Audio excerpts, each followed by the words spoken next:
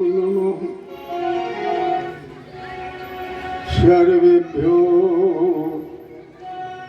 ब्राह्मणेभ्यो नमः। अखण्डमण्डलाकारं व्याप्तमेन चराचरम् तत्पदं दर्शितं मे तस्मै श्री गुरुवे नमः। कृष्णाय वासुदेवाय हरये परमात्मने प्रणतक्लेशनाशाय गोविन्दाय नमो नमः। ब्रजेवसन्तं नवनीतचोरम्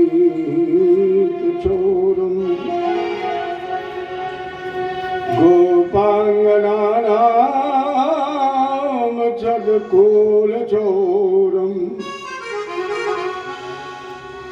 अनेक जन्मार्जित पाप चोरम्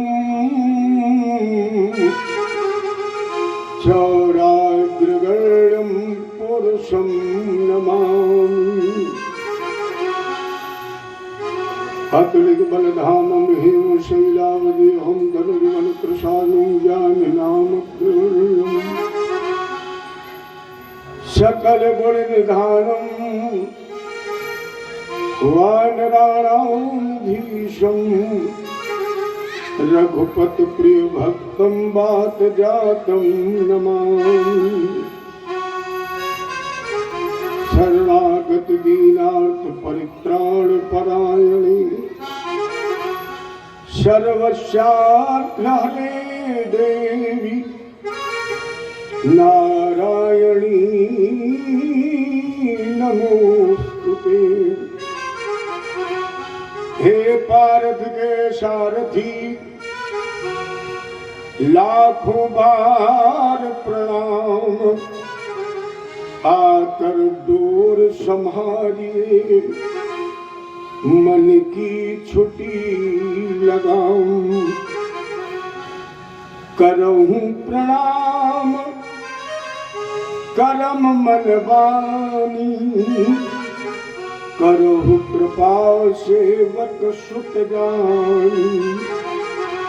जय बोले गुरुदेव भगवान की जय बोले कृष्ण भगवान की राजा रामचंद्र की उमापति महादेव की आदि शक्ति दुर्गे मैया की भागवत भगवान की और बजरंग बली की जय जय श्री राधे जय जय श्री। आज मुझे ऐसा लग रहा है कि आज आप लोग कुछ तेज बोल रहे हैं। धीरे से बोलिए, इतना धीरे बोलिए कि आपकी आवाज पंडाल के बाहर ना जाए। जय जय श्री। अच्छा, जब धीरे कहा गया तब इतने तेज बोले। अगर ये कहा जाए कि तेज बोलो तब कितना तेज बोलोगे। जय जय श्री। सर्वप्रथम गुरु गोविंद इष्ट आराध्य के श्री चरणों में कोट सा प्रणाम नमन नमस्कार। आवाहन की वो अपने स्थान पर विराज कर इस पंचभूत तन पर आशीर्वाद प्रदान कर भगवान की कथा गाएं और सुने। इसके पश्चात परीक्षित के आसन को सुशोभित कर रहे हमारे अवस्थी जी, इनके माता पिता गुरु गोविंद, इनके पितर पूर्वजों का आह्वान यहाँ कर भगवान की दिव्य कथा सुने और मेरे समक्ष सहित उपस्थित जन समुदाय को आशीर्वाद प्रदान करे। इसके पश्चात हमारे उपस्थित समस्त स्नेही सम्मानित सज्जन बंधु, हमारी मैया अन्नपूर्णा कंसाउतंश माताओं बहनों, इनके माता पिता गुरु गोविंद, इनके पितरों का पूर्वजों का आह्वान, क्योंकि कथा मेरी तो है नहीं, सबकी है। और जब सबकी कथा है, कुछ लोग कहते कथा ज्ञान प्रकाश की है। आप लोग ईमानदारी से बताना, अगर ये कथा ज्ञान प्रकाश की होती तो कोई सुनता? कोई सुनता? कोई नहीं सुनता। लोग कहते ज्ञान प्रकाश तो रोज ही अपनी सुनाया करते, जब मिलते तब सुनाते हैं। और मेरा ये अनुमान है कि ये अगर कथा तुम्हारी होती तो भी कोई नहीं सुनता। ये कथा ना हमारी है और ना तुम्हारी है, ये कथा उसकी है जिसने ये जहां बनाया है। और जब तुम उसकी सुनोगे तो ये निश्चित है कि वो तुम्हारी भी सुनेगा। और मैं अन्यत्र की चर्चा तो नहीं कर रहा, लेकिन बाबा सिद्धनाथ और मैया भगवती की कृपा से हम ये बात जरूर कह सकते हैं कि हमारे इस 15 वर्ष के कार्यक्रम में लगभग 15 श्रोता ऐसे हैं, मेरी जानकारी में 15 श्रोता ऐसे हैं जिनकी हमारे भागवत भगवान ने सुनी है। इसी पंडाल में कम से कम 15 श्रोता मेरी जानकारी में हैं जिनकी हमारे गोविंद ने सुनी है। ये हो सकता है कि उन्होंने अपने कार्य सिद्धि के बाद 1-2 साल सुनी और फिर बोले अब हम चलते हैं। जबकि हमने वादा लिया था उन लोगों से कि अगर परमात्मा तुम्हारी सुने तो तुम इस पंडाल में 24 से 31 दिसंबर तक भगवान की कथा जरूर सुनना। मैंने केवल इतना ही मांगा। तो जब यह कथा उसकी है जिसने सारे जहां को बनाया है, तो हम उसकी अगर सुनेंगे तो वो निश्चित हमारी आपने सुनेगा। ये समस्त उपस्थित जन समुदाय के साथ जहां तक आवाज पहुंच रही है, वहां तक के सभी देवी देवताओं का, पितरों का, पूर्वजों का आह्वान कि आए पंडाल में और भगवान की इस अमृतमयी कथा सुन करके हमारे समस्त सहयोगियों को आशीर्वाद जरूर प्रदान करें, जिससे इस पंडाल में अगर कोई व्यक्ति कामना लेकर के बैठा हो तो उस कामना की पूर्ति अगले 24 दिसंबर से पहले उसकी हो जाए। इस कामना के साथ चलिए सभी लोग उससे कहें, मुझे तूने मालिक, क्या मानूं तुझसे, मुझे तूने मालिक बहुत कुछ दिया है, तेरा शुक्रिया है, तेरा शुक्रिया है। मुझे तूने मालिक बहुत कुछ दिया है,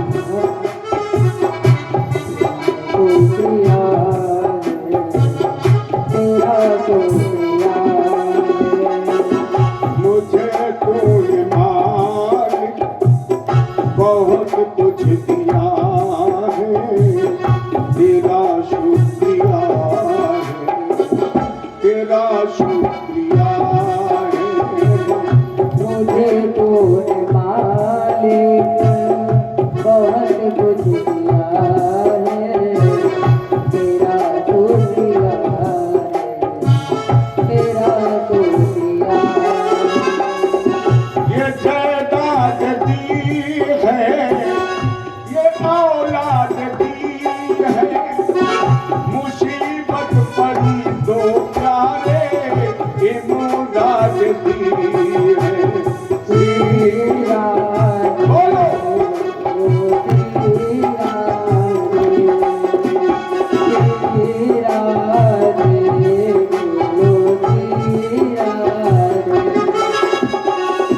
ये जायदाद दी है, ये औलाद दी है,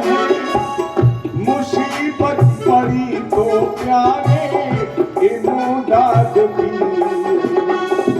तेरा ही दिया मैंने खाया पिया है, तेरा ही दिया मैंने खाया पिया है, तेरा शुक्रिया है, तेरा शुक्रिया है, मुझे तूने मालिक बहुत कुछ दिया है, मुझे तूने मालिक बहुत कुछ दिया है, तेरा शुक्रिया है, तेरा शुक्रिया है। जिसको मेरे गोविंद ने दिया हो, मुझे नहीं पता है किस किसको दिया है, लेकिन जिसको गोविंद ने दिया हो वो एहसान फरामोश मत बनना, केवल उसका एहसान ताली बजा के ही अदा करना और उससे कहना क्या, मुझे तूने मालिक बहुत कुछ दिया है, मुझे तूने मालिक बहुत कुछ दिया है, तेरा शुक्रिया है, तेरा शुक्रिया है।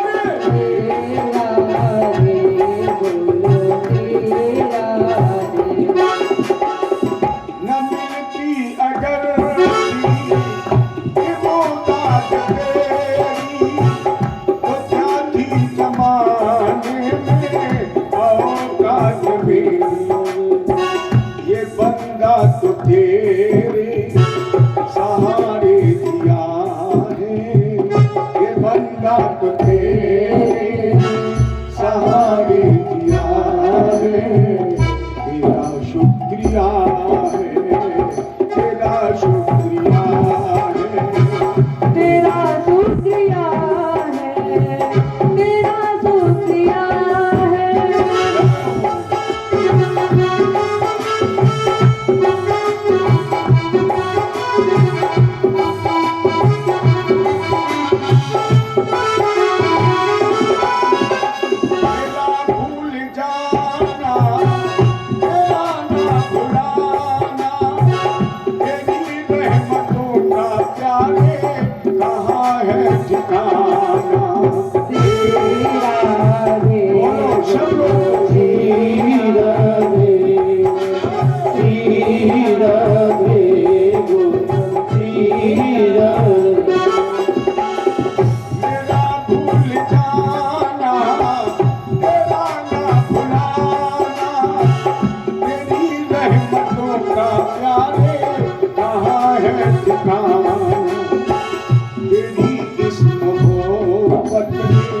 जादू किया है, तेरी इस मोहब्बत ने जादू किया, तेरा शुक्रिया है, तेरा शुक्रिया है, तेरा शुक्रिया है, तेरा शुक्रिया है, तेरी इस मोहब्बत ने जादू किया है, तेरा शुक्रिया है, तेरा शुक्रिया। जय बोले कृष्ण भगवान की जय। प्रसंग हमारे आपके बीच में चल रहा था जड़ भरत। और आपको ये संकेत भी दिया गया कि अपने भारतीय इतिहास में अभी तक 3 भरत हुए हैं। एक भरत जी का इतिहास आपके सामने है, 3 जन्मों की प्रमाणिकता है। और इस 3 जन्म की प्रमाणिकता से सुखदेव जी ने कहा, राजेंद्र परीक्षित व्यक्ति की 4 चीजें कभी नहीं बदलती हैं। ये कपड़ा है शरीर, ये वस्त्र है, ये शरीर रूपी वस्त्र तो बदल सकता है, बदलता है, लेकिन हमारी आपकी 4 चीजें कभी नहीं बदलती हैं। और उसमें पहले है मन। आपके कितने भी जन्म हो जाएं, लेकिन मन जो तुम्हारा पिछले जन्म में था वो इस जन्म में भी है, और ये मन अगले जन्म में भी रहेगा। और जब मैं ये बात बोलता हूं तो आपको कितना अच्छा लगता है मुझे पता नहीं है, लेकिन मुझे बहुत अच्छा लगता है जब मैं ये बोलता हूं कि जो मन तुम्हारा पहले था पिछले जन्म में, इस जन्म में भी है, अगले जन्म में भी रहेगा। तो आप पूछेंगे पंडित जी आपको प्रसन्नता क्यों होती है?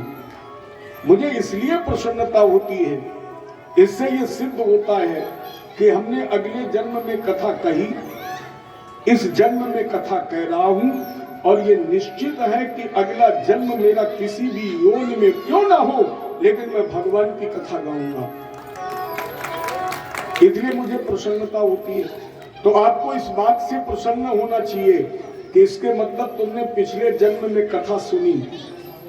तो मैंने कल भी निवेदन किया था, इतनी कथाएं होती हैं, फिर भी अपने अड़ोस पड़ोस में कुछ लोग ऐसे होंगे जो जीवन में कभी पंडाल में पैर रखने नहीं जाएंगे, नहीं जाते हैं, को पढ़नी नहीं जानते, वो सुनने नहीं। अच्छा बताइए, जिसने कभी रामायण पढ़ी ना हो वो रामायण पढ़ेगा? अच्छा रामायण की छोड़िए, जिसने प्राइमरी स्कूल में कदम न रखा हो और उसे किताब दे दी जाए, कह दिया जाए वर्णमाला पढ़ो, तो पढ़ लेगा? वही पढ़ता है, अर्थात वही सुनता है जिसे सुनने का अभ्यास है। सब नहीं सुनते हैं। और अगर ये कथन सत्य है तो इससे निश्चित होता है कि आपने पिछले जन्म में कथा सुनी, आपको अभ्यास है। और पिछले जन्म की कथा सुनने का जब अभ्यास, तो आप इस जन्म में भी सुन रहे हैं, और ये निश्चित है कि अगले जन्म में भी हम आप कथा इसी तरह सुनेंगे। रूप कोई भी हो सकता है, वस्त्र कोई भी हो सकता है, लेकिन मन नहीं बदलता है, सबका मन नहीं लगता है। इसके बाद बुद्धि नहीं बदलती है। अगर बुद्धि बदलती होती तो एक अध्यापक एक क्लास में निर्भय सारे छात्रों को ज्ञान देता है, और मेरी समझ में हर अध्यापक ये चाहता है कि मेरा हर विद्यार्थी पास हो। लेकिन कुछ लोग ऐसे होते हैं जो कक्षा 5 में ही 5 बार फेल होते हैं, और कुछ ऐसे भी होते हैं जो पहली बार में ही फर्स्ट क्लास डिस्टिंक्शन आता है। इसके मतलब उन्हें पूर्व जन्म का ज्ञान है, वो पहले से पढ़ करके आए। दूसरे नहीं, व्यक्ति का बदलता है अहंकार, अहंकार भी नहीं बदलता है। जैसे आपने देखा होगा कोई जानवर कितना भी मजबूत बना हो, और उसके पास से अगर आप निकलो तो एकदम गर्दन टेढ़ी करके भगोड़ के देखता है, जबकि वो जानता है कि मैं बना हूं, कुछ कर नहीं सकता, लेकिन उसके अंदर अभिमान भरा है। तो ये चित्त माने प्रकाश, ये 4 चीजें व्यक्ति की कभी नहीं बदलती हैं। तो भरत जी का भी तीसरा जन्म हुए, 3 जन्म हुए, लेकिन 3 जन्म में भरत का मन भगवान में ही लगा। और भरत जी ने एक बहुत अच्छा सिद्धांत प्रतिपादित किया। भरत जी ने जिस समय राजा रघुगण को उपदेश किया है, उस समय एक सिद्धांत बहुत सुंदर प्रतिपादित किया। भरत जी ने कहा, रघुगण हम जी रहे हैं ऐसे, हम जी रहे हैं ऐसे जैसे कभी मरेंगे नहीं, और प्यारे एक दिन मर जाएंगे ऐसे जैसे कभी जिएंगे ही नहीं। कभी जिए नहीं, देखा है? अच्छा लोग कहते हैं, हम भी कहते हैं, मानस भी कह रही है, दुर्लभो मानसो देवो, कह रही है बड़े भाग सकल देव, ये मनुष्य कर रही। लेकिन अगर आपने सत्संग नहीं किया, अगर आपने आत्मचिंतन नहीं किया तो केवल मानव के रूप में जन्म लेना बहुत बड़ी बात नहीं है, क्योंकि मुख की पवित्रता या मुख की कीमत केवल भोजन करने के लिए नहीं है। बोले मुखे पवित्रम यदि राम नामम और हृदय पवित्रम यदि ब्रह्म ज्ञानम हस्तौ पवित्रम यदि पिंड दानम और पादौ पवित्रम यदि तीर्थ गमनम। मुख पवित्र जब भगवान का नाम गाया जाए, हृदय पवित्र है जब ब्रह्म तत्व को प्राप्त कर लिया जाए, हाथ कौन पवित्र है जिससे दान किया जाए। अच्छा कुछ लोग ऐसे भी हैं जो कहते हैं हमने मंदिर बनवा दिया या हमने पंडित जी ने भागवत कराई, हमने 2000 रुपया दान कर दिया। तुमने अपना दान किया है? विचार करिए उन लोगों के लिए जिन्हें परमात्मा ने धन तो बहुत दिया है लेकिन दान करने के लिए हाथ नहीं दिए हैं। वो चाह करके भी दान कर सकते हैं। याद करिए उन लोगों के लिए जो भगवान की कथा से तक चलकर आना तो चाहते नहीं, भगवान ने पैर ही नहीं दिए हैं और तुम्हें तो भगवान ने सब कुछ दिया है। तो उसने जो तुम्हें दिया है अगर उसमें से तुमने उसको कुछ दे दिया है तो उस पर एहसान कर दिया है। अरे प्यारे तुम तभी तो दोगे जब तुम्हें भगवान ने देने लायक बनाया है, और नहीं तो दुनिया में आए तो ऐसे ही थे जैसे भिखारी आता है। इतने लोग बैठे, ईमानदारी से बताइए। हाँ तुम्हारी एक माता जी भी बैठी है, 10-5 दुकानों की मालिक है, लेकिन इनसे पूछिए कितनों को तुमने साड़ी पहनाई है लेकिन तुम साड़ी पहन के आई थी। इतने लोगों में जैसे आप पैदा हुए, जैसे हम पैदा हुए, वैसे ये भी पैदा हुई, और जब जाएगी तब जाएगा एक स्थान, कुछ नहीं जाएगा। ये सब यही धरा का धरा रह जाएगा। इले हस्तौ पवित्रम, ये हाथ तब पवित्र है जब आप किसी भूखे को भोजन करा दें, अपने पितरों को तर्पण कर दें, पिंडदान कर दें, भगवान के मंदिर में जाकर एक फूल चढ़ा दें, तब हाथ पवित्र है। देश की कीर्तन दिया नहीं, अगर ये न किया तो मेरी समझ में इससे भी पशु अच्छा है। बहुत गहराई से जरा विचार करना, सोचना। लोग कहते हैं हम बहुत अच्छे हैं, मनुष्य बहुत अच्छा है, लेकिन आप लोग चिंतन करके बताइए आज तक किसी पक्षी ने अपने बच्चे को घोंसला बना के दिया है? अगर किसी ने देखा हो तो बताइए। तो पक्षी अच्छा है कि वो अपने बच्चे को घोंसला नहीं देता है, और हमारी आपकी पूरी जिंदगी एक कॉलोनी बन जाए, फिर एक कमरा बन जाए, टाइल्स। ज्यादातर 50-60 के बाद सोचते हैं अगर हम मर गए तो क्या होगा। ज्यादातर लोग यही सोचते हैं मैं चला गया तो क्या होगा। अरे तुम्हारे जाने से कुछ नहीं होगा, तुम्हारे जाने से पहले हजारों चले गए तब कुछ नहीं हुआ, तो तुम्हारे जाने से क्या होगा? कुछ नहीं होगा। तुम जगह खाली तो करो, भरने वाले तो बहुत बैठे हैं। एक भी पक्षी अपने बच्चे को दाना जानते हो कब तक चोंच में देता है? जब तक बच्चा अपनी चोंच से दाना नहीं उठा लेता है।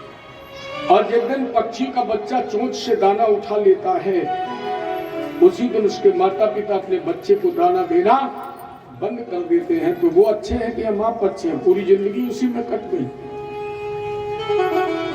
हे भरत जी ने कहा रहुगण नयनम छिंदत शस्त्रम, मैं शरीर नहीं आत्मा हूं। आत्मा न जन्मती है और न मरती है, क्योंकि आत्मा नित्य शुद्ध अविनाशी है। जो जन्मा सो अवश्य नसावे, जो नसावे पुनः प्रकाशे।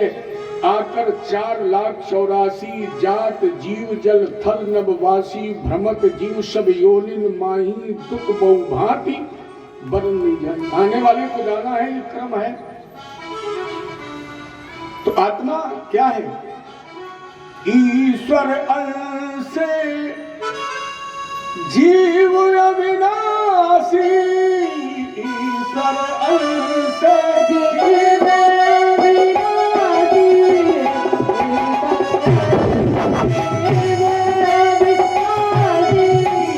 ईश्वर अंश जीव अविनाशी।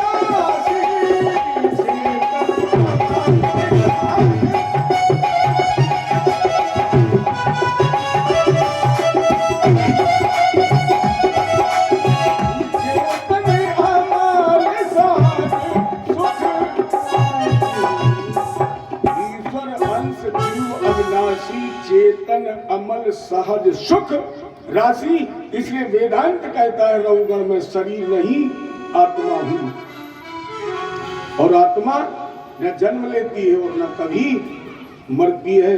नैनम छिंदत शस्त्राण नैनम दहति पावक ना चैनम क्लेदंत्यापो ना शोषति मारुतः रौगणवासांस जीर्णानि यथा विहाय।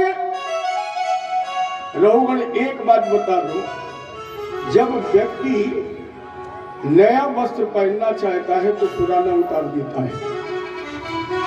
और पुराने वस्त्र के उतारने से क्या ये शरीर मरता है? रहुगण ने कहा नहीं, वस्त्र के उतारने से शरीर नहीं मरता है। भरत जी ने कहा बेटा जिस तरह वस्त्र के उतारने से शरीर नहीं मरता है, उसी तरह शरीर के उतारने से आत्मा कभी नहीं मरती है। धन के घमंड को प्यारे आज तुम निकार देव, क्योंकि दौलत खजाना सब यही रह जाना है। थोड़ी सी जिंदगी में सिया राम ध्यान धरो, क्योंकि आया है जहां से फिर वहीं। हुज्जत लड़ाई करने का कोई काम नहीं, काहे को किसी से बैर कर जाना है। लाखन में एक बात तुमको बताए जात, मैं तो जा रहा हूं लेकिन काहू को सताओ नहीं, अंत मर जाना है। पायो है मनुष्य देह अवसर बनो है आज, ऐसी देह प्यारे कहो फिर कहाँ पाइयो। भूलत हो बाबरे अब तो सामने हो, ये समय है। भूलत हो बाबरे अब तो सामने हो, रत्न अनमोल को तू काहे गमाइयो। सोच समझ कर ठगन को संग त्याग, ठगबाजी देख कर न मन को लुभाइए।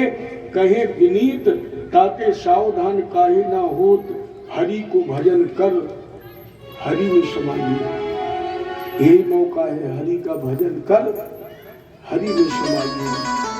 सब देखे परखे सबे बहुत कहे का होए, तुलसी सीताराम बिन नहीं आपनु कोई। सीताराम के अलावा अपना और कोई नहीं है। क्यों? आपने देखा होगा जब कोई स्नेही स्वजन इमरजेंसी अस्पताल में भर्ती है, आपने पूछा डॉक्टर साहब क्या हुआ? डॉक्टर साहब ने कहा नारी छूट गई। यही तो कहते हैं, नारी छूट गई। अब जरा गौर करिए, जब वक्त पर हाथ की नारी छूट गई, क्या घर की नारी तुम्हारा साथ देगी? 10-5 मिनट के बाद डॉक्टर ने चेकअप किया, ठोका पीटा, हिलाया डुलाया, बाहर निकल करके आया। आपने पूछा डॉक्टर साहब क्या हुआ? डॉक्टर साहब ने सर झुकाया और झुका करके बोले भैया तो शरीर ही छूट गया। जब नारी छूट गई, शरीर स्वयं का छूट गया, तो जिन पर हमें नाज है, जिन पर हमें घमंड है, क्या ये तुम्हारा साथ देंगे? जब स्वयं का शरीर नहीं दे रहा है, किसी दिन खाक के अंदर सभी को घर बनाना है, किसी के सामने हमें भी तो मुंह दिखाना है। बहुत पाला, बहुत धोया, समझकर देह को अपना, मगर अफसोस इसको भी किसी दिन छूट जाना है। जरा 2 लाइनें गुनगुनाइए, फिर प्रसंग को आगे बढ़ाऊं। जिंदगी में हजारों हंस जब जब उड़ा, रे मन मुसाफिर निकलना पड़ेगा, काया टूटी खाली करना पड़ेगा। जब तेरी डोली उठा ली जाएगी, जन्म भी होता है बगैर पत्रा देखे। ये अत्रा पत्रा तो बाद में देखे जाते हैं। लोग कहते तुम पंडित हो, पंडित हो करके नहीं, मैं बिल्कुल सत्य कह रहा हूं। परमात्मा ने व्यवस्था नहीं बनाई है, परमात्मा ने यह व्यवस्था नहीं बनाई। क्योंकि 2-4 साल से हमने देखा रक्षाबंधन में बड़ा विवाद होता है। आप लोग विचार करिए, जिस दिन पहली राखी बांधी गई होगी उस दिन पचके और भद्रा देखी गई होगी। जिस समय देवराज इंद्र ने देवासुर संग्राम के लिए प्रस्थान किया तो न पचके देखी गई, न भद्रा देखी गई। युद्ध के लिए चला तो आचार्य ने रक्षा सूत्र बांध दिया। पत्रा में 3-3 दिन बहस होती है।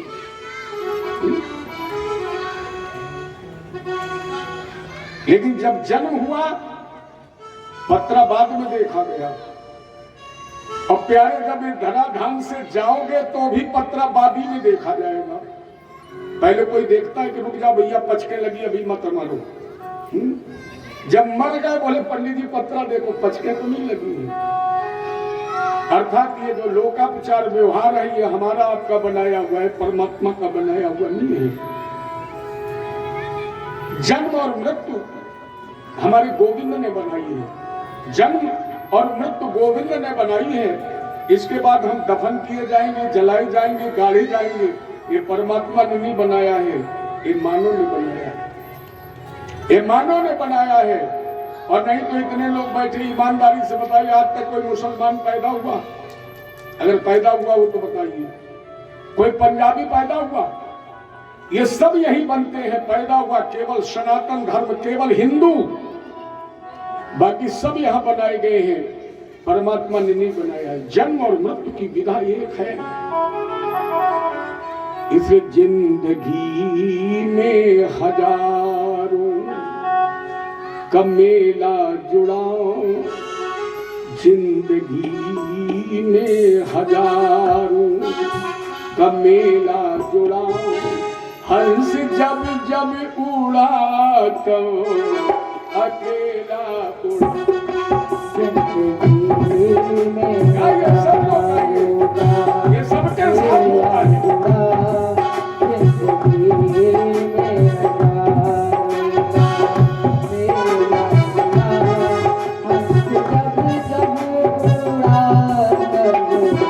अकेला उड़ा, जिंदगी में हजारों का मेला जुड़ा। हंस जब जब उड़ा तो अकेला उड़ा, जिंदगी में हजारों।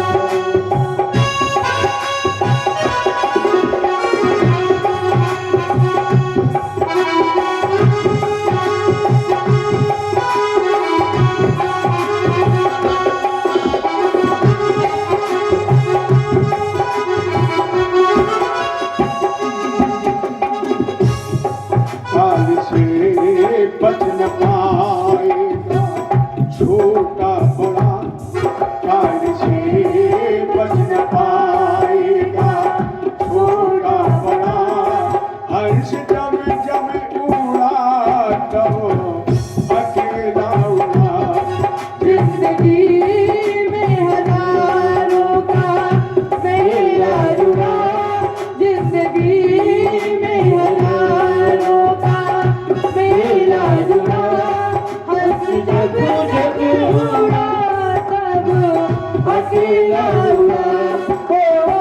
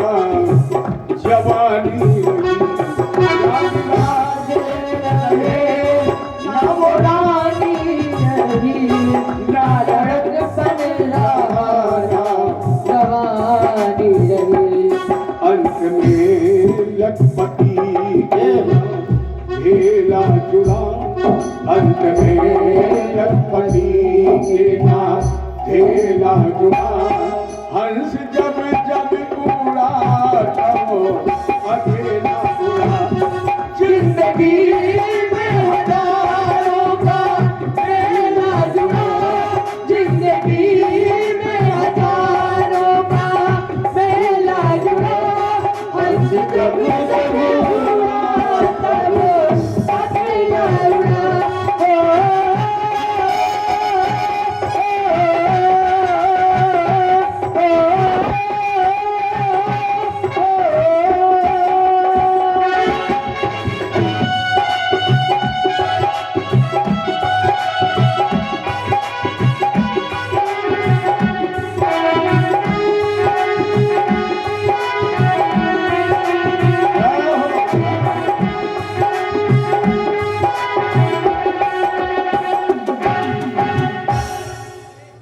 अंत में लखपति केला धेला जुड़ा हंस जब जब उड़ा तब अकेला उड़ा। इले फिर वही एक दोहा में दोहरा रहा हूँ सब देखे परखे समय बहुत कहे का हुए और तुलसी सीता राम बिन नहीं आपनो कोई। और अगर सीता राम के नाम की महत्ता देखनी है तो राजेंद्र हम तुम्हें एक चर्चा सुना रहे हैं। जो अन्यान परीक्षाओं में पास हो गया लेकिन उसने राम का नाम नहीं छोड़ा। खबर जी हे परम गुरु कौन है वो? सुखदेव जी ने कहा राजेंद्र उसका नाम है प्रहलाद। भगवान ने नरसिंह रूप धारण करके इनके पिता हिरण्यकश्यप को तारा। राजा परीक्षित ने कहा रुक जाइए गुरु जी, मुझे ऐसा लगता है कि परमात्मा भी पक्षपात करता है क्योंकि उसने वृत्तासुर को मराया। युधिष्ठिर का राजसूय यज्ञ हुआ तो शिशुपाल को उतार दिया। सुखदेव जी ने कहा तुम्हें नहीं तुम्हारे बाबा युधिष्ठिर को भी ये संदेह हुआ। जब भगवान कृष्ण ने शिशुपाल का उद्धार कर दिया तो युधिष्ठिर ने भी नारद जी से कहा बाबा मुझे ऐसा लगता है कि परमात्मा भी पक्षपात करता है। तो युधिष्ठिर के संदेह निवारणार्थ जो बाबा नारद ने इतिहास सुनाया वो हम तुम्हें सुना रहे हैं। नारद जी ने कहा कि अगर परमात्मा पक्षपात करता होता तो एक असुर के बेटे को गोद में बैठा जीभ से नहीं चाटता। तो कहां पक्षपात करता है? परीक्षित जी ने कहा तो इतिहास सुनाइए। सुखदेव जी ने कहा राजेंद्र हमने तुम्हें बताया था दिति के दो पुत्र पैदा हुए थे हिरण्याक्ष और हिरण्यकश्यप। हिरण्याक्ष का उद्धार भगवान ने वराह रूप धारण करके किया था। वराह माने होता है संतोष और हिरण्याक्ष का मतलब है लोभ। हिरण माने सोना, अक्ष माने आंख। जिसकी आंख में केवल सोना ही बसा है इन प्रकार केवल धन संग्रह उसी का नाम है हिरण्याक्ष। हिरण्यकश्यप की राजधानी थी झांसी के पास एरस, जिसने दानवराज जम्य की पुत्री कयादु से विवाह करके 4 पुत्र पैदा किए थे, अनुलाद, हरलाद, सरलाद और चौथे पुत्र का नाम था प्रहलाद। ये प्रहलाद भगवान का परम वैष्णव भक्त था। अब यहाँ एक प्रश्न उठता है, एक अधर्मी पिता के धर्मात्मा पुत्र का जन्म कैसे हुआ? एक प्रसंग तो आपने थोड़ी देर पहले सुना है बेन का। अन्य का पुत्र जो पापी पैदा हुआ था वहां ये सिद्धांत प्रतिपादित किया गया कि मां गर्भावस्था में जैसा खानपान, जैसा विचार, आचार, नियम उसके गर्भ से वैसे ही बच्चे का जन्म होता है। अर्थात बच्चे के भविष्य, बच्चे का के समाज और बच्चे के संस्कार का निर्माण पिता नहीं करता है, मां ही करती है। प्रथम गुरु मां है और मां रूपी गुरु अगर बच्चे को प्राप्त हो जाए तो ये निश्चित है कि उस बच्चे के संस्कार कभी बिगड़ ही नहीं सकते। आज भविष्य में जो अंधाधुंधी पड़ी है, जो आधुनिकता की दौड़ में है, इनमें केवल बच्चों का दोष नहीं है, इसमें कहीं ना कहीं माता पिता का भी दोष है, क्योंकि बच्चा तो कोरा कागज है, मां के गर्भ से ही कोरा है। और अगर ऐसा नहीं है, तो जिस समय प्रहलाद के मित्रों ने पूछा, भैया आपने ये नाम कहां से सीखा? क्योंकि एतभ्याम गुरुपुत्राभ्याम बालिनाम ईश्वर, ये ईश्वर का जो नाम है ये हमारे आश्रम में गुरु जी तो लेते नहीं, आपके माता पिता भी नहीं लेते, हम लोग भी नहीं लेते, तो ये नाम तुमने कहां से सीखा? प्रहलाद जी ने कहा, पितर प्रस्तुते अस्माकं तपसे मंदराचलम। भैया जिस समय मेरे पिताजी मंदराचल पर्वत पर तपस्या करने गए, उस समय मैं मां के गर्भ में 7 मास का था। मेरी मां का नारद जी ने हरण कर लिया, इंद्र ने हरण कर लिया, लेकिन इंद्र के हरण करने के बाद नारद जी ने मेरी मां को मान लिया, अपने आश्रम पर ले गए। तो नारद जी जब हरिनाम गाते थे तो मुझे प्यारा लगता था, इसलिए मैंने वो नाम मां के गर्भ में ही सीख लिया। तो प्रहलाद जी ने भी ये प्रमाणित कर दिया है कि बच्चा इस धराधाम पर आने के बाद कुछ पढ़ता ही नहीं, सब पढ़ता है मां के गर्भ में, इसलिए प्रथम गुरु है। जैसे आजकल ज्यादातर शिकायत मिलती है कि बच्चे हमारी बात नहीं मानते हैं, इसके एक नहीं कई कारण हैं। पहला एक हास्य कारण है, पहले लोग कहते थे सपूत, पूत, बेटा, अब ज्यादातर क्या कहते लोग? लड़का। लोग कहते हैं, पूछा जाए किसके लड़के हैं, अब लड़के को 3 बार बोलिए अर्थ स्पष्ट हो जाएगा, लड़के लड़के लड़के। जब पैदा हुए लड़के तो फिर लड़ेंगे नहीं तो क्या करेंगे? बर्फी बांटेंगे, नाम ही तो हमने लड़के रख दिया तो लड़ रहे हैं। कितने माता पिता, आप लोग अन्यथा मत लेना, लेकिन आप लोगों से एक प्रश्न है, कितनी माताएं यहां ऐसी बैठी हैं जो गर्भवती होने के समय रामायण पढ़ती हैं? अगर हो तो जरा हाथ उठा के बताएं। और अगर पढ़ती हैं, अगर आपने पढ़ी है, तो मैं निश्चित ये दावा कर सकता हूं कि आपका बेटा फिर राम की तरह आपकी बात मानता ही होगा। बताइए मानता है कि नहीं मानता है? मानता है। तो आप समाज में मिसाल हैं कि अगर आपने गर्भावस्था के समय रामायण पढ़ी है तो निश्चित राम के आदर्श का पालन करने वाला बच्चा पैदा होगा, इसमें कोई दो राय नहीं। और माताओं को ही नहीं, क्योंकि उस समय असहनीय पीड़ा, असहनीय अव्यवस्था होती है। माता जी ने अपने पति से कहा, स्वामी मुझे नींद नहीं आ रही है, क्योंकि ये ग्रंथ कह रहा है, आप सभी लोग जानते हैं, अभिमन्यु ने चक्रव्यूह तोड़ने की कला कहां से सीखी? प्रहलाद जी का तो हमने प्रमाण दिया ही, लेकिन अगर महाभारत आपने पढ़ी होगी तो आप फिर बताइए ईमानदारी से कि अभिमन्यु ने चक्रव्यूह तोड़ने की कला कहां से सीखी? मां के पेट से। और जब उतने ही दरवाजे तोड़े जितने अर्जुन ने सुभद्रा के सामने, माने 6 दरवाजे तोड़ने की कला सिखाई, तो सुभद्रा जी के गर्भ में 6 दरवाजे तोड़ने की ही विधा अभिमन्यु ने सीख पाई और 7वां नहीं तोड़ पाई। ये भी ग्रंथ प्रमाणित कर रहा है कि इस दुनिया में बच्चा कुछ पढ़ता नहीं, मां के गर्भ में ही पढ़ता है। अब आप अपने भाइयों से पूछना चाहते हैं, कितने ऐसे पुरुष हैं जो पत्नी की गर्भावस्था में रामायण सुनाते हैं? कोई ऐसा? कोई पढ़ता है रामायण महाभारत? पत्नी ने कहा, स्वामी बहुत पीड़ा हो रही है, असहनीय दर्द हो रहा है, नींद नहीं आ रही है। तो पति कहेगा कि तुम्हें नींद नहीं आ रही, हमारी नींद क्यों खराब कर रही हो?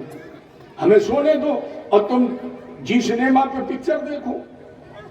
अब पति सो रहा है, पत्नी ने जी सिनेमा खोला तो उसमें अमिताभ बच्चन की पिक्चर आ रही थी।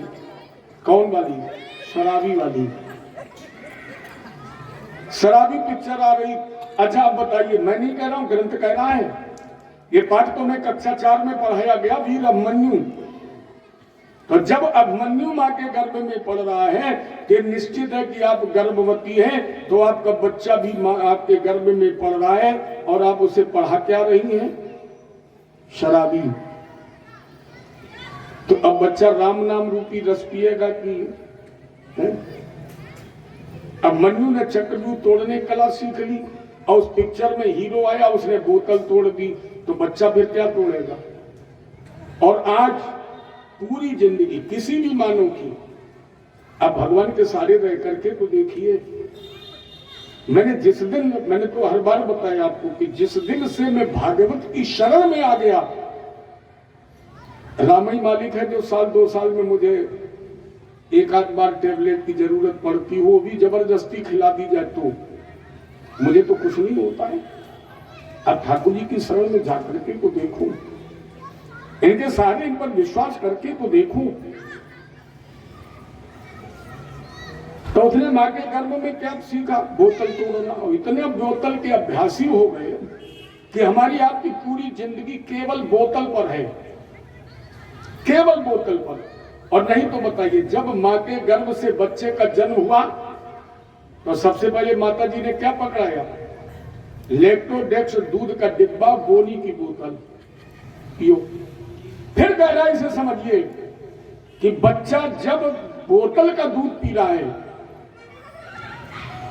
तो बोतल में दूध किसका होता है? बोतल में जो आप लोग दूध भरते हो किसका होता है?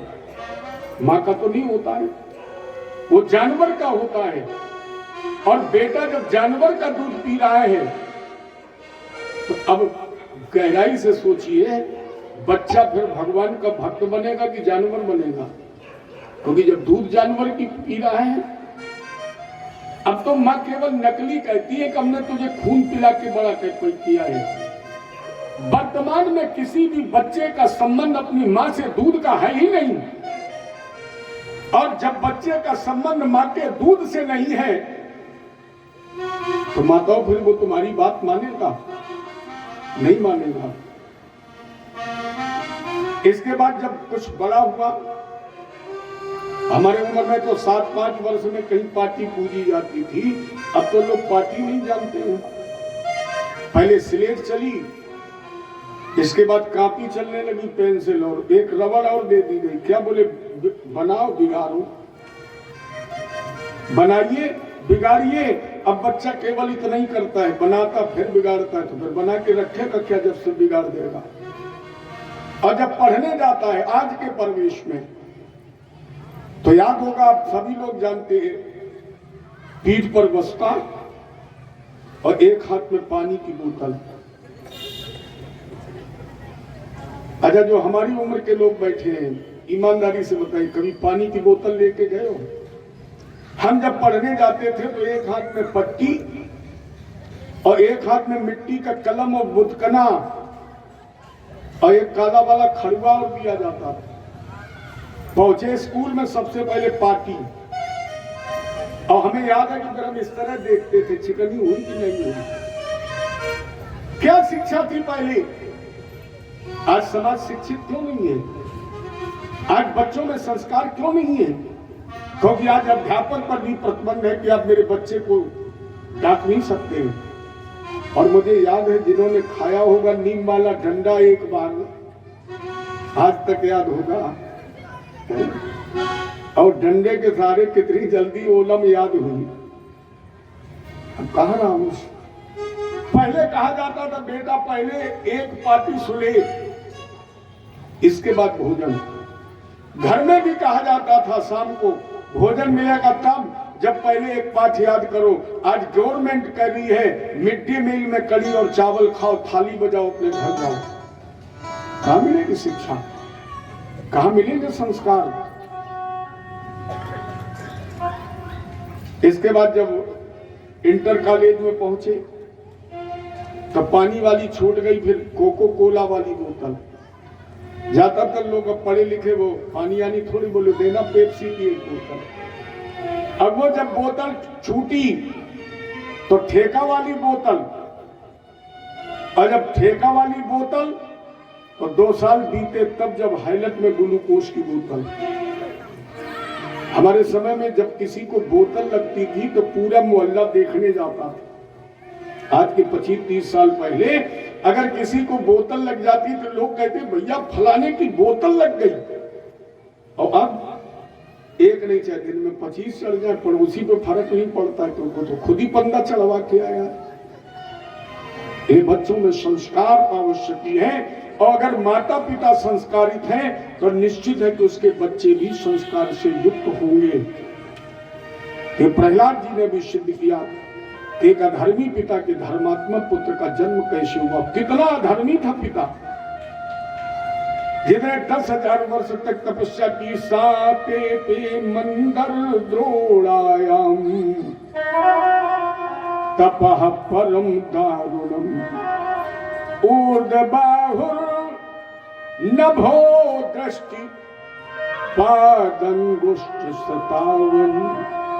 मंदराचल पर्वत की कंदरा पर में खड़ा हुआ 10,000 वर्ष की समाधि, ऊर्ध्वबाहुर, दोनों हाथ ऊपर की तरफ उठा लिए, नभो दृष्टि, अपना आकाश को देख रहा था, पादंगुष्ठ सतावन, केवल पैरों के अंगूठों पर खड़ा था।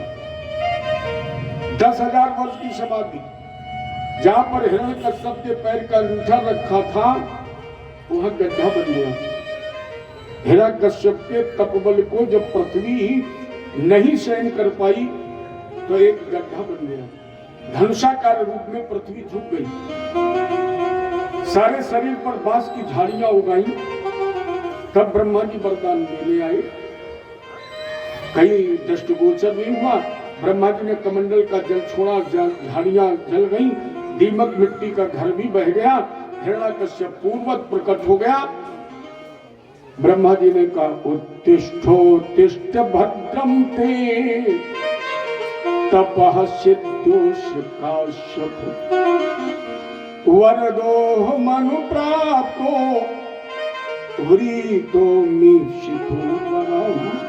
अरे कश्यप नंदन हिरण्यकश्यप, उठो उठो, तुम्हारी तपस्या पूर्ण हो गई, वर मांग लो। हिरण्यकश्यप ने कहा, महाराज ये ना भूमौ न अंबरे मृत्युर्नरेण मृगैरपि। दिन में मरूं ना रात में, ना भूमौ, ना भूमि में ना आकाश में, जिंदा से न मुर्दा से, अस्त्र से न शस्त्र से, बाहर न भीतर, सूखे से न गीले से, हम आपकी बनाई हुई सृष्टि के मारे न मरे। ब्रह्मा जी ने कहा तथास्तु। 12 महीने में किसी महीने में न मरे, बोले तथास्तु। वरदान प्राप्त करके वापस आया और जैसे सिंहासन पर बैठा पहला आदेश करवा दिया, न यष्टव्यम न दातव्यम न होतव्यम प्रजा क्वचित। जितने भी वेद पाठी ब्राह्मण संत विद्वान कान खोल करके सुन लें, किसी भी यज्ञशाला से धुआं नहीं उठेगा, कोई मेरे बैरी का नाम नहीं लेगा। ये जितने भी अंगोछा लाल पीले चंदन वंदन वाले वो सब राज्य खाली कर दें, नहीं तो धर्म परिवर्तित करके मेरा धर्म स्वीकार कर ले और ओम नमो भगवते वासुदेवाय नहीं, अब मेरे नाम का जाप करें, ओम हिरण्यकश्यपाय नमः का जाप करें। इसी के पुत्र का नाम है प्रहलाद। पौरोहित्याय भगवान व्रतः काबकिलासुरै षण्डामर को सुतो तस्य दैत्यराज ग्रहन्ति। अपने पुरोहित शुक्राचार्य जी के 2 पुत्र षण्ड और अमर यहीं पर प्रहलाद जी पढ़ने में। लेकिन राजेंद्र परीक्षित जो गोविंद का नाम पढ़ चुका है, उसे और कुछ पढ़ने की जरूरत नहीं है, क्योंकि मास्टर वही पढ़ाता है जो सरकार पढ़वाती है। अगर सरकार ने किताब में लिखा दिया का माने कबूतर, तो किसी अध्यापक में ये क्षमता नहीं है कि वो बच्चों को पढ़ा दे का माने कृष्ण। वो नहीं पढ़ाएगा गा माने गणेश। अगर किताब में छपवा दिया सरकार ने गा माने गधा, तो अध्यापक गा माने गधा ही पढ़ाएगा, वो गणेश नहीं कह सकता है। तो प्रहलाद को ना तो गा गणेश की जरूरत है ना का कृष्ण की जरूरत है, क्योंकि प्रहलाद को माँ के गर्भ से ही पढ़ चुका है। लोग कहते श्याम पिया मोरी रंग दे ऐसी रंग दे रंग ना ही छूटे और धोया धोए चाहे सारी उमरिया श्याम पिया मोरी रंग दे चुनरिया। तो प्रहलाद को भगवान के नाम में रंग चुके थे। गुरु जी की अनुपस्थिति में प्रहलाद कितनी तन्मयता से गाते, झूमते थे, नाचते थे। धन से पूरित हो गया विद्यालय शुभ धाम और ईंट ईंट रटने लगी तब प्रभु का शुभ नाम। प्रहलाद इतनी तन्मयता से गाते थे कि प्रहलाद के साथ उस विद्यालय की एक एक ईंट नाचती और गाती थी। गुरु जी ने देख लिया, प्रहलाद किसका नाम ले रहे हो, तुम्हारे चाचा का हत्यारा है। प्रहलाद हल्के से मुस्कुराए और बोले, गुरु जी राम न मारहि काहू को ना हत्यारा राम, आप ही ते मर जात है कर कर खोटी काम। राम जन्म देता है, राम पालन करता है, लेकिन राम किसी को मारता नहीं है। जान गया पानी सर के ऊपर से निकला, प्रहलाद जी का पकड़ा हाथ, चलो तुम्हारे पिताजी से शिकायत करती। एकदा शुरराट पुत्र मंक मारूप पांडु अपप्रच्छ कथताम वत्स मन्यते साधियत भवन। बहुत प्रेम करता था हिरण्यकश्यप। अच्छा, छोटे बच्चे से वैसे भी माता पिता को दौड़ करके गोद में उठा लिया, पीठ पर हाथ रखा, प्रहलाद पढ़ रहे हो। प्रहलाद ने कहा, पिताजी कौन सी कक्षा में? बोले पहली में। क्या पढ़ा? प्रहलाद ने कहा, सीताराम सीताराम सीताराम कहिए। बीच में ही प्रहलाद को पकड़ लिया, पटक दिया पृथ्वी पर। अरे मूर्ख, इसका नाम ले रहे हो? ये मेरा बैरी है, अरे तुम्हारे चाचा का हत्यारा है। प्रहलाद ने कहा, पिताजी मेरा गोविंद किसी का बैरी नहीं हो सकता है, तुम उनको शत्रु बता रहे हो। जबकि संसार की ऐसी विचित्रता है, पिताजी जिसे आना पड़ा उसे जाना पड़ा। अधन दौलत में जिन्हें देखा सुखी, इस काल उन्हें भी पछताना पड़ा। उद्यान में न ऐसा कोई पुष्प खिला, जिसे खिल करके न मुरझाना पड़ा। संसार की ऐसी विचित्रता है, जिसे आना पड़ा उसे जाना पड़ा।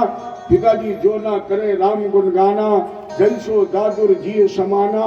नर समान नहीं कौने देही, शकल चराचर जाचत तेही। सुखी मीन जा नीर अगाधा, तिम हरि शरण न एक बाधा। एक बार नहीं, दूसरी बार संदा मर्कजी लेकर गए। हिरण्यकश्यप को क्रोध आया, गुरु जी की तरफ देखा। गुरु जी ने कहा, ना मत प्रणीतम ना पर प्रणीतम असुतो तबेन्द्र शत्रु। अरे हिरण्यकश्यप, नए सर्ग कीयम मतिरश्यराजन। मुझे लगता है ये नैसर्गिक बुद्धि है। परिणाम स्वरूप हिरण्यकश्यप ने प्रहलाद को मारने के अन्याय प्रयत्न किए, लेकिन हमें आपको सबको पता है, उसे मारने वाला मैंने जग में नहीं निहारा, जगत में जिसका जगत पिता रखवारा। यहां तक कि हिरण्यकश्यप ने अपनी बहन सिंह का, जिसे बाद में होलिका कहा गया, जिसके पति का नाम था अग्निजीवा, जिसने अग्नि से बचने के लिए शीतल चीर प्राप्त किया था, लिपेट कर फाल्गुन शुक्ल पक्ष पूर्णमासी प्रहलाद को जलाने की कोशिश की, स्वयं जल गई। क्योंकि जाको राखे साया मार सके ना को। यह भी बाल बात का नहीं हुआ। हिरण्यकश्यप ने कहा, ऐसा लग रहा है कि वास्तव मेरा शत्रु है। इसलिए हिरण्यकश्यप ने लोहे के स्तंभ को गर्म करा दिया, आग की लपटें निकल रही थी। हिरण्यकश्यप ने कहा, बोल प्रहलाद, तेरा नाम कहाँ है? बैठिए, थोड़ी देर बाद हम भिजवा देंगे। आप बैठिए, मुझसे मिलके जाना। जब ने कृष्ण भगवान की हिरण्यकश्यप ने लोहे के स्तंभ को गर्म कराया, प्रहलाद को सामने खड़ा किया। बोल प्रहलाद, तेरा राम कहाँ है? प्रहलाद ने कहा, पिताजी समस्या इस बात की नहीं है कि राम कहाँ है, समस्या इस बात की है कि राम कहाँ नहीं है। कौन सी ऐसी जगह है जहां राम नहीं है? हिरण्यकश्यप ने कहा, क्वाशो यदि सर्वत्र कस्मात् स्तंभे न दृश्यति। अगर तेरा राम सर्वत्र है तो फिर मुझे इस लोहे के खंभे में क्यों नहीं दिखाई पड़ रहा है? प्रहलाद ने कहा, पिताजी इसके अंदर भी मेरा राम है। अगर इस लोहे के खंभे में मेरा राम ना होता तो कभी से अग्नि की लपटें निकलती ही नहीं, क्योंकि अग्नि तो भगवान का मुख है और लपटें निकल रही, इसके मतलब मेरा गोविंद इसके अंदर बैठा हुआ है।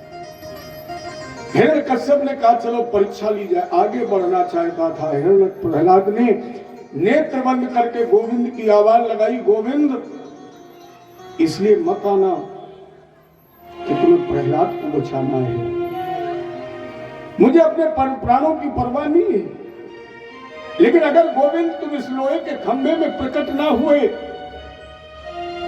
तो इस समाज के भोले भक्तों का विश्वास तुम्हारे नाम से उठ जाएगा और मेरा पिता तुम्हारा परिहास करेगा। तो मेरे पिता के हृदय में भी अपनी दृढ़ भक्ति प्रकट करने के लिए आप इस लोहे के खंभे में प्रकट हो जाइए। ठाकुर जी, हम आप सभी जानते हैं भगवान की प्रतिष्ठा कागज में होती है, पत्थर में पूजा होती है, कपड़े में होती है, लकड़ी में होती है, लेकिन भगवान की प्रतिष्ठा आज तक कभी लोहे में नहीं हुई है।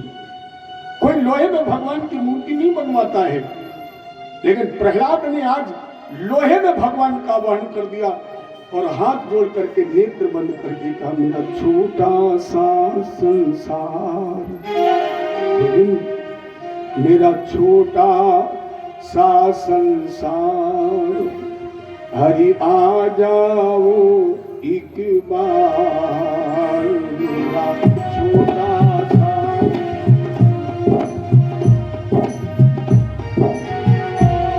मेरा छोटा सा परिवार, हरि आ जाओ एक बार, हरि आ जाओ, हरि आ जाओ, हरि आ जाओ, हरि आ जाओ, मेरे जीवन प्राणाधार, मेरे जीवन प्राणाधार,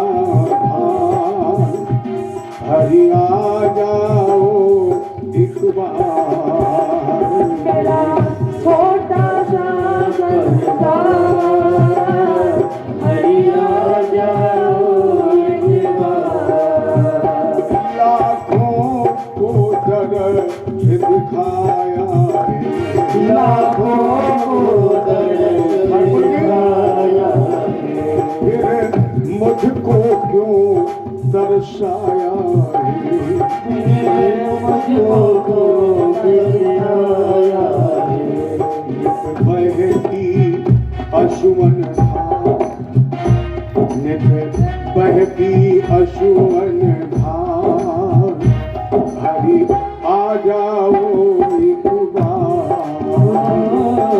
छोटा सा संसार, हरि आ जाओ एक बार, आ जाओ, हरि आओ। प्रहलाद ने कहा, हरि गोविंद। इधर हिरण्यकश्यप बढ़ा और जैसे उस लोहे के खंभे पर दृष्टि का वार किया, थोड़ा दिन आश्चर्य हो गया। उसी समय गड़ गड़ गड़ानो, खम्भ फाटो, चरचराए निकलो नर नाहर, रूप अति भयानु।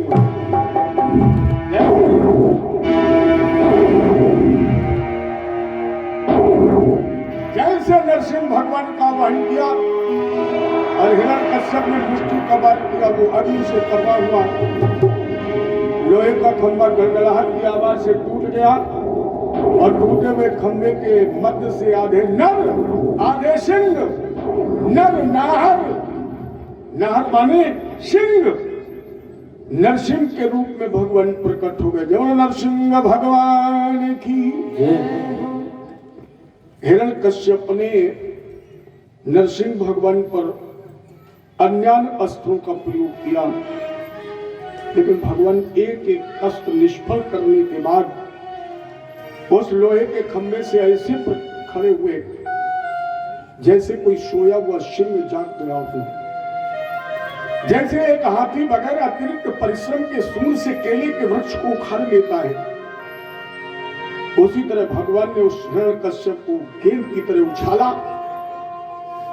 और मतवाली चाल चलते हुए महल के बीचों बीच देवी पर आकर बैठ के अपनी गोद में हिरण्यकश्यप को उठा दिया। अधर्मी है, अन्यायी है, लेकिन मेरे गोविंद अच्छों को तो तारते नहीं है। मेरे गोविंद अच्छों को भले ही गले न लगाते हूं, क्योंकि भगवान जानते हैं अच्छों को तो दुनिया अपनाती है। ये भगवान ने जितनों को भी तारा है वो सब हिट लिस्ट वाले हैं। गीद अजामिल गज गड़काऊ मुकुट भय हरिनाम प्रभाऊ, जितने जीवन भर हरिद्रोह किया है वो आज कहां है? हरि की गोद में ही तो है। लेकिन जिन्हें लोगों ने करुणा निधान पतित पावन दीन बंधु, आज वही हिरण्यकश्यप के पाषाण बन गए और एक एक वर पूर्ण करने के बाद फिर पुरुषोत्तम मास है ना, अधिक मास,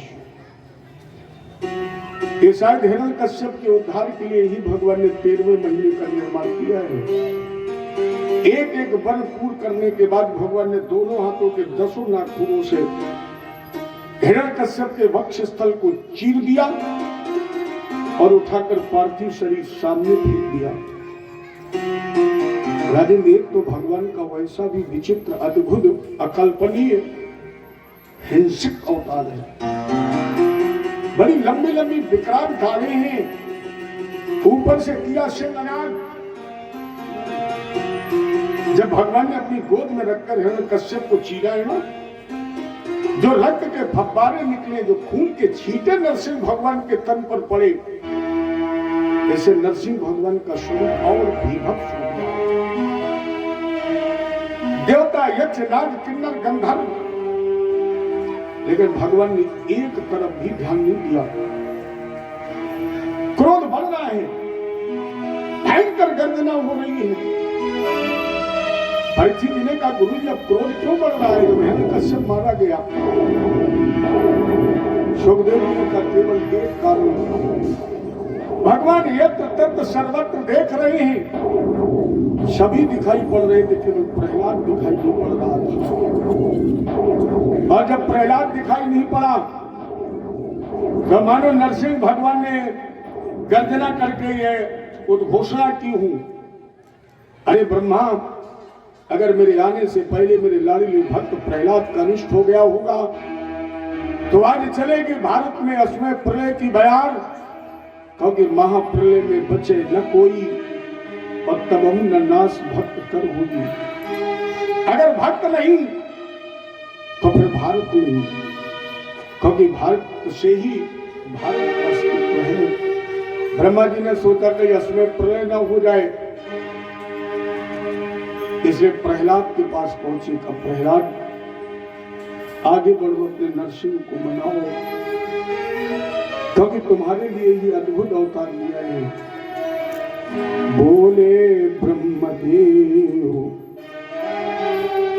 प्रहलाद से भक्त पुत्र, तुम्ही पास जाओ, क्रोध शांत तो कराओ तुम, धारे है तुम्हारे लिए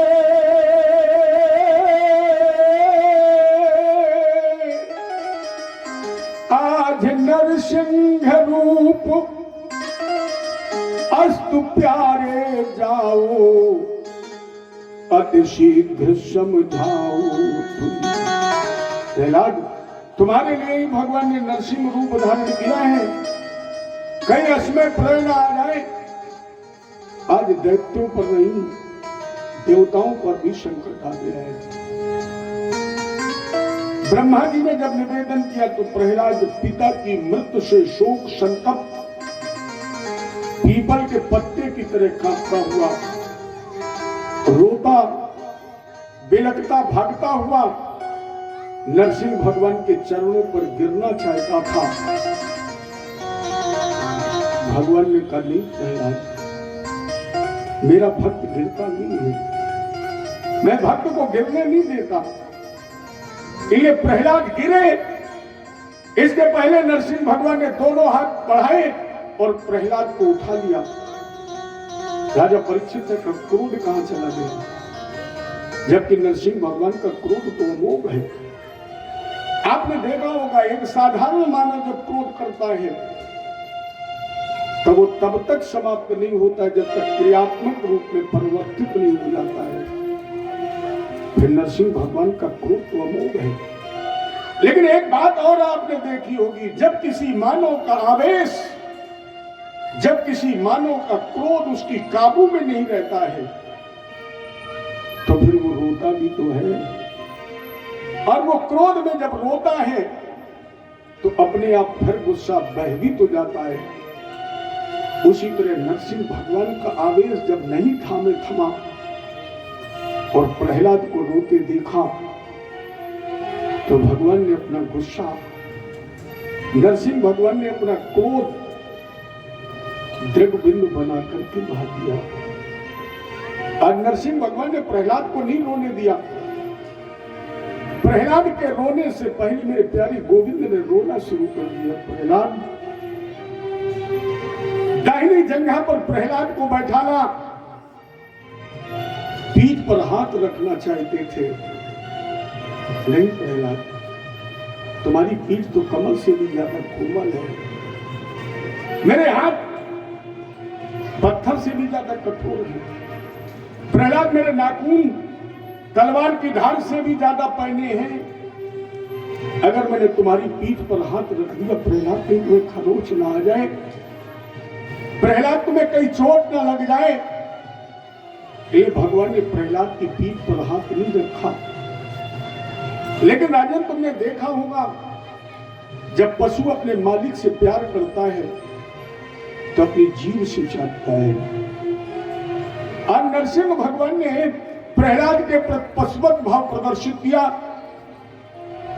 और प्रहलाद को अपनी जीभ से चाटना प्रारंभ कर दिया।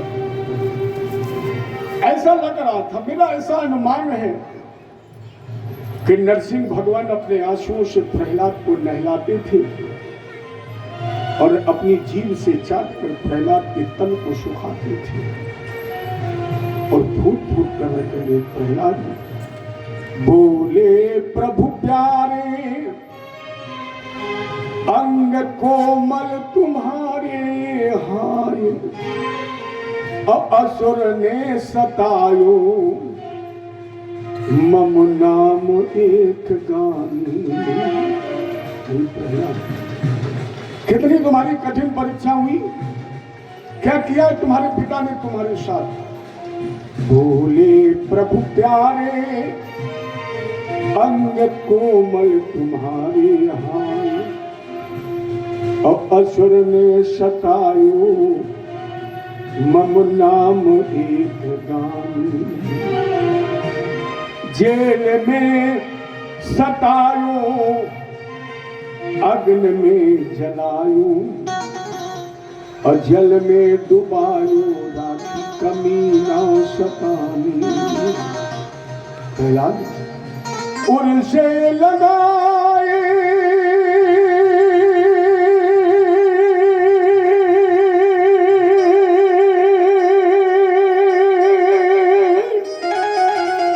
लपटाए प्रभु बार बार, और करुणा स्वरूप लगे करुणा दिखाने में। मंजुल मुखार बिंद चूम चूम कहीं बार बार और क्षमा करो पुत्र मुझे देर हुई आने में, देर हुई आने में। प्रहलाद तुम्हें जो लेना हो, करुणा निधान करे थे प्रहलाद, तुम्हें जो लेना हो संकोच तज के मांग लो, अत्रलोकी का राजा बन जगत का राज लो। बोलो प्रहलाद तुम्हें इंद्र बना दूं? तसल्ली न हो प्रहलाद, तो ब्रह्मा को पद से उतार कर तुझे ब्रह्मा बना दूं, और फिर भी शांति न हो प्रहलाद। बोलो तुम्हारे लिए मैं शेष की सैया छोड़ दूं? बोलो प्रहलाद तुम्हें शेष साई बना दूं? प्रहलाद भगवान की गोद से कूद गया, लिपट गया, चरणों में फूट फूट कर रोने लगा, गोविंद मुझे चरणों से दूर मत करिए।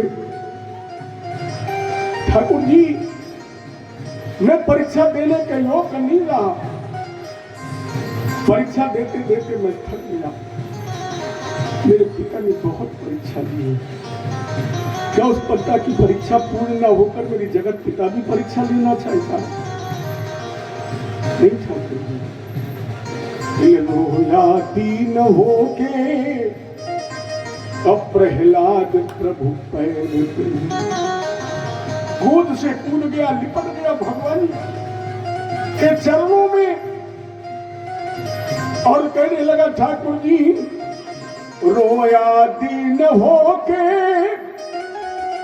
प्रहलाद प्रभु पैर गही, अब बोला मेरी नाथ ये परीक्षा न लीजिए।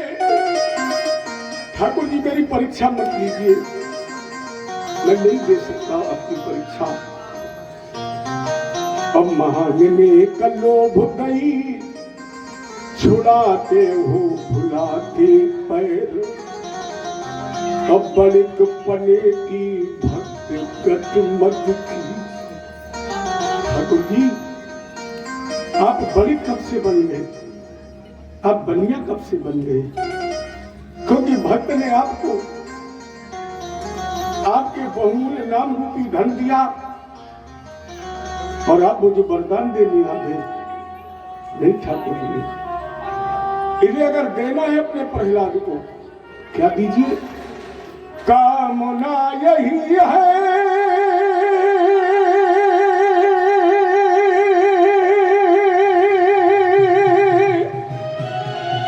न कामना रहे को। ठाकुर जी अगर इस सभाग्य प्रहलाद को कुछ देना है, राजा परीक्षित ने कहा महाराज जी जो गोविंद की गोद में है, जो करुणा निधान के सामने है, वो अपने को अभागा क्यों कह रहा है? सुखदेव जी ने कहा भगवान ने भी यही पूछा, तो प्रहलाद तुम अभागे कहाँ हो? प्रहलाद ने कहा ठाकुर जी आप पलट दीजिए इतिहास के पन्ने और बताइए आप कोई ऐसा पुत्र आज तक जहान में हुआ है जिसके कारण उसके पिता को मार दिया गया है? हम अभागे नहीं हैं।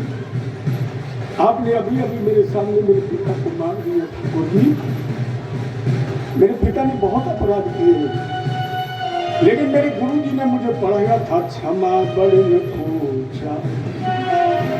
आप तो बहुत बड़े हैं, आप बहुत बड़े हैं, आपसे जहान में कौन बड़ा हो सकता है? मेरे पिताजी तो बहुत छोटे हैं, और आपने उनके अपराधों पर इतना ध्यान दे दिया कि मेरे सामने मेरे पिता को आपने मार दिया। अब हटा जी तो इन्हें के कहीं वर दीजिए, कामना यही है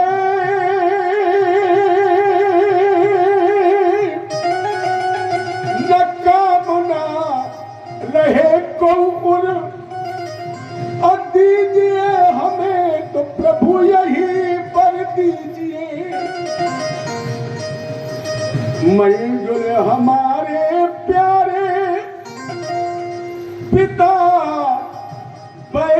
को और दीजिए स्वधाम राम, यही पर दीजिए, यही पर दीजिए, यही पर दीजिए। ठाकुर जी एक वर दीजिए कि अगर तेरे प्रहलाद के हृदय में कहीं कोई मांगने की कामना शेष रह गई हो तो मांगने की कामना ही मर जाए। नहीं कहना चाहते थे भगवान जी, लेकिन अनायास मुख से निकला प्रहलाद की पीठ पर हाथ रखकर, धन्य है पितृ भक्त प्रहलाद, तेरे जैसा पितृ भक्त ना तो आज तक कोई हुआ, न है और न भविष्य में कभी होगा। ये प्रहलाद केवल तुम्हारे पिता का नहीं, तुम्हारे पूर्ण प्रताप से 7 आगे की, 7 बीच की, 7 पीछे की, अर्थात 7 या 21 पीढ़ियों का उद्धार, 21 पीढ़ियों का भगवान ने उद्धार किया। अलग श्रीमद् भागवत के मूल पाठ को अगर देखा जाए तो भगवान ने प्रहलाद के 100 पीढ़ियों को उद्धारा है। ये संत की वाणी में 21 पीढ़ियों को, लेकिन भागवत की मूल कथा पे भगवान ने 100 पीढ़ियों का उद्धार किया है। और कहा प्रहलाद मेरा दूसरा वरदान, आज के बाद हम अपने हाथ से तुम्हारे परिवार में किसी का विनाश नहीं करेंगे। पूछो उन बच्चों से जिन बच्चों के सामने उसके पिता की मृत्यु हो गई है, किस विषम परिस्थिति में होगा प्रहलाद। लेकिन प्रहलाद इस कठिन परीक्षा में पास हुआ और कहा गोविंद मुझे दीजिए मेरे पिता की शक्ति की। भगवान ने कहा जाओ प्रहलाद एक मनमंत्र का राज्य, आज के बाद मेरा जब भी हाथ तुम्हारे परिवार पर उठेगा तुम्हारे परिवार का विनाश नहीं होगा, विकास ही होगा, विकास होगा। उठाया प्रहलाद को गोद से, सिंहासन पर बैठाला, तिलक किया और तिलक करके जब मुड़ करके चले, प्रहलाद ने कहा आज तक मैं अनाथ नहीं हूं, क्योंकि प्यारे जब तक सर पर जगन्नाथ का हाथ है तब तक संसार में कोई अनाथ नहीं है। और जिसके जीवन से जगन्नाथ मुड़कर चल पड़े, ये प्रहलाद ने भरा भर लगे, बोले रघुनाथ। भगवान ने पीछे मुड़ करके देखा, प्रहलाद ने कहा रघुनाथ अनाथ पकी जय दया, अबर दीजे कि संत ही साथी नहीं, दुख दंभव देश तले दिल के, गुरु संत कृपा हर साथी रहे, जन रूप जना दिल मूर्तियों में, भगवंत स्वरूप दिखाती रही, अनिज मंजुल साधु समाधन सी, सत्संग सुधा बरसाती रही।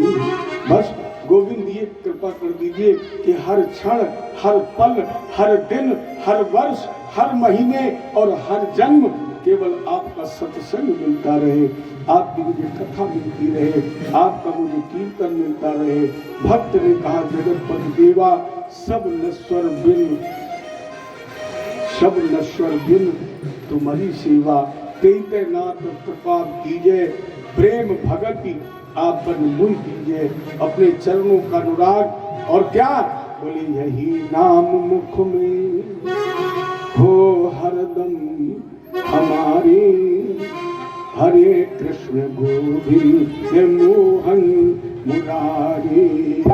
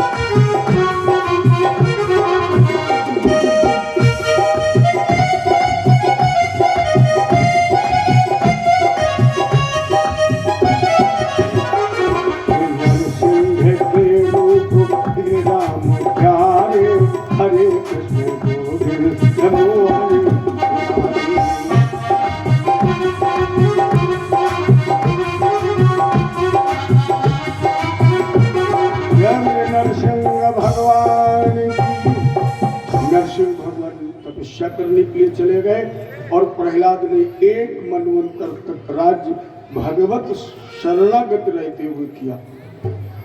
इसके आगे का जो प्रसंग है वो आप लोग कल